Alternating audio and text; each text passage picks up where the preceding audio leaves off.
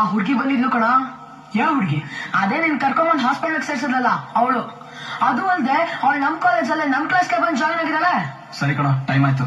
ಅಚ್ಚಾ ಹಮ್ ಚಲ್ತೆ ಬಾಯ್. ಹೇ ಟಿಂಕು, ಏನೋ? ಅವಳ ಹೆಸರೇನು? ಸುಚಿತ್ರ. ಅವಳ ಮನೆ ಎಲ್ಲಿದೆ ಅಂತ ತಿಳ್ಕೊ. ಯಾಕೆ? ಮದುವೆ ಮಾಡ್ಕೊಳಕ್ಕೆ.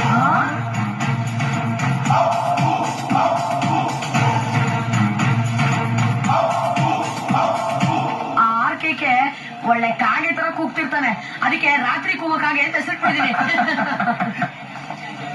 ಅಯ್ಯಪ್ಪು, ಅಲ್ ನೋಡು, ಅವಳು ಬರ್ತಿಲ್ ಕಣ.